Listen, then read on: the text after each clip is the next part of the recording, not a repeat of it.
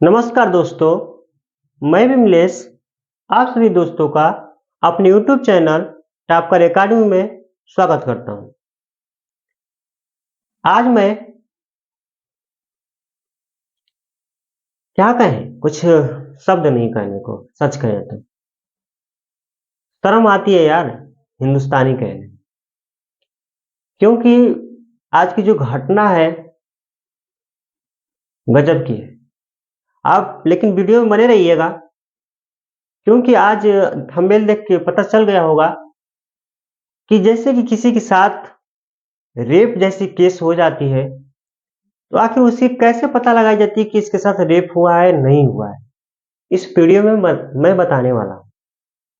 ठीक है, तो आप लोग प्लीज बने रहिए, लास्ट तक देखिएगा, स्किप मत कीजिएगा, क्योंकि ये जानना बहुत जरूरी होता है। ठीक है ना? देखिए, आज हमारे मध्य प्रदेश उज्जैन में जो घटना इतनी घिनौना हुई है, मात्र 12 साल की बच्ची के साथ रेप जैसे केस हो जाते हैं, मर्डर हो जाते हैं, है ना? और वो पता है, देख लीजिएगा न्यूज पे, बहुत तो इस समय चल रहा है। उसको अंजाम अंजाम देने वाले एक ऑटो ड्राइवर के साथ 5 लोग थे। उस लड़की के साथ कुकर्म किए, फिर खुदा उस पे मतलब भगवान के हाथ थे कि वो उसको जिंदा मतलब छोड़ दिए। वो मारने का प्रयास जरूर किए होंगे, लेकिन वो बचे निकली। लेकिन चलो, वो तो जो नीच है, वो तो जो किए सो किए, लेकिन ये हमारा हिंदुस्तान, ये कितना यार, देखो ना, वो लड़की आधे वस्त्र पहने, पूरा ब्लड से लथपथ और आंखें सूजी हुई, 8 किलोमीटर तक पैदल चली है। 8 किलोमीटर पैदल चली है। क्या उतने दूर में कोई उसे आदमी देखा तक नहीं? बेचारी वो मदद तक मांगी है, कोई किसी ने मदद तक नहीं किया उसका। आदमी छोड़ो, क्या महिलाएं भी नहीं थी? महिला महिला को तो समझ सकती हैं, लेकिन देखो, यही है हमारी हिंदुस्तान। शर्म आती है, मानवता शर्मसार कर देते हैं ऐसे ऐसे लोग कि 8 किलोमीटर बच्ची वो ऐसे चल रही है, ऐसे पोजीशन में चल रही है, किसी की नजर तक नहीं पड़ी उस पे। मैं उस महात्मा को प्रणाम कहूंगा, बार बार उनसे विनती करूंगा कि आप बहुत अच्छे काम किए हैं। उनका शायद नाम आचार्य राहुल शर्मा है, जिन्होंने उस बच्ची को अपना कपड़ा देकर, वस्त्र देकर उसे सही ढंग से रखा। चलिए, हमें भाषणबाजी नहीं करना है, वो तो सरकार की काम है और शासन की काम है, जो करना है करेगी। लेकिन हम आज जानेंगे कि रेप केस में किसी के साथ हो जाती है, तो रेप की जांच डॉक्टर आखिर कैसे करते हैं।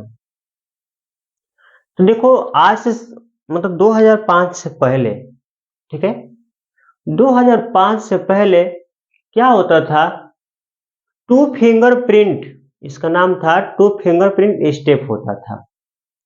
टू फिंगर स्टेप होता था, मतलब क्या होता था, जैसे ये देख रहे हैं ना आप, संरचना ये फीमेल बॉडी की है, ठीक है, और ये ब्रेस्ट है, छाती है, न्यूक्लियर नाभिक है, ठीक है, ये नीचे मलाशय द्वार है, जिसे गुदा द्वार भी कहते हैं, और ये आपका वजाइना है।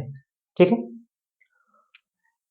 देखिए होता क्या है, टू स्टेप फिंगर स्टेप में जब किसी के साथ रेप हो जाए अचानक, तो पहले 2005 से पहले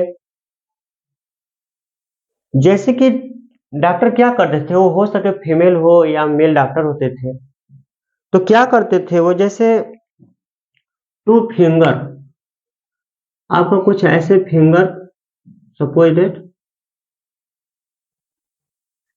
आपका ये फिंगर है,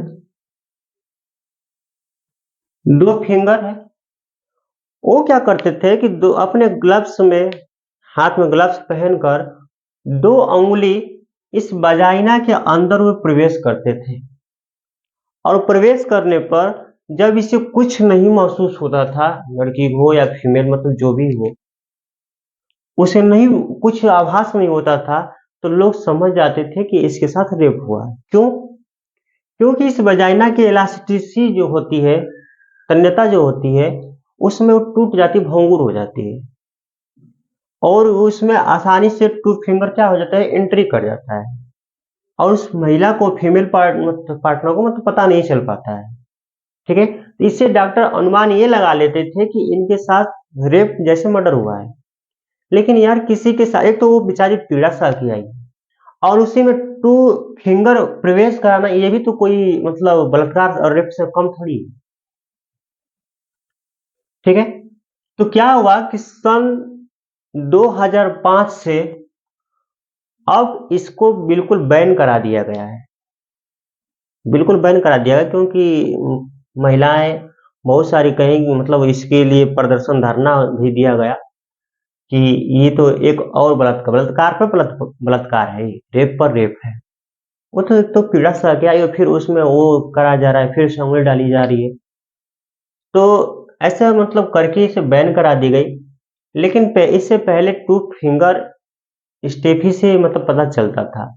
पूरे दो उंगली प्रवेश कराई जाती थी। अगर प्रवेश हो जाता था दोनों उंगली और उस फीमेल को अगर कुछ भी महसूस नहीं होता, तो बस समझ लिया जाता था कि इसके साथ रेप जैसे केस हुआ है। ठीक है, लेकिन अब आपको कैसे पता चलाई जाती है? अब सन 2005 के बाद में 2005 के बाद में देखो, अब बहुत सारे तकनीक हो गई है। पहले इतना तकनीक भी नहीं थी। अब उसमें चेक की जाती है कि फीमेल के बॉडी पर क्रॉस मतलब कहीं मतलब खरोच हो, नेल मतलब नाखून का दाग हो, है ना, उससे, या कुछ लार्वा मतलब जीभ जिसे लार लार जिसे कहते हैं, कहीं मतलब वो गिरा हो बॉडी पर, या उसका पसीना उसमें टच हुआ हो, वो ऐसे मतलब सैंपल उसके बॉडी से सैंपल लिए जाते हैं। और सबसे बड़ा ये होता है कि मान लें कि जो महिला की योनि पार्ट है उसमें उस फीमेल मतलब मेल का स्पर्म को ले लिया जाता था, मतलब कलेक्टिव। अगर स्पर्म देखा जाए कि स्पर्म भी है कि नहीं है, यदि स्पर्म है तो उसकी भी सैंपल लेके रख ली जाती थी। और कम से कम 3 महीना, सॉरी 3 महीने 3 दिन की बात करें तो 3 दिन में इस सैंपल को देखा जाता था कि 3 दिन में ट्रेस करा के मतलब किसी न किसी सैंपल को देखा जाता था कि किससे टच कर रहा है किससे नहीं। ठीक है, तो इस तरह से अब इसकी जांच की जाती है, तो ये बढ़िया भी है। ठीक है, लेकिन शर्म है आती है यार, ऐसी घटना न हो। तो आज हमारे यही रहा वीडियो कि जांच कैसे होती। तो मैंने बता दिया, पहले टू फिंगर स्टेप के आधार पे होता था। क्या होता था टू फिंगर स्टेप? यूनी के अंदर 2 उंगली ग्लव्स लगा के डाली जाती थी। अगर प्रवेश कर जाए तो बिल्कुल क्या होता था, जैसे अगर महिला पार्ट को मतलब प्राइवेट पार्ट में कोई भी फीलिंग मतलब महिला को न हो, कुछ भी उसे महसूस न हो, तो क्या हो जाता था, समझ लिया जाता था कि बिल्कुल उसे इसके साथ रेप केस हुआ है। ठीक है ना, और इसको बैन कर दिया गया। अब जो पहचान है तो सिंबल प्रतीक मतलब जो भी है उसको 3 दिन तक इकट्ठी की जाती है, इसके आधार पे होती है। चलिएगा, आज के लिए इतना ही काफी है। ठीक है, और देख रहे हो ना भैया, ऐसी घटना न हो यार। अपना ये हिंदुस्तान है, क्या यहाँ की मानवता बिल्कुल खत्म हो गई हिंदुस्तान की? हाँ, ऐसे ऐसे लोग, बताओ 8 किलोमीटर तक वो बच्ची यार, मात्र 12 साल की बच्ची चलती रही, कोई उसका सहायता नहीं किया। हेल्प भी मांगी है, ऐसा नहीं कि हेल्प नहीं मांगी उस लड़की ने। क्या उसे आधे कपड़े में ब्लड से लथपथ उस लड़की को किसी ने नहीं देखा? बहुत शर्म आती है। चलिए ठीक है, मिलेंगे फिर नेक्स्ट वीडियो में। तब तक के लिए सब साथियों को जय हिंद, जय भारत।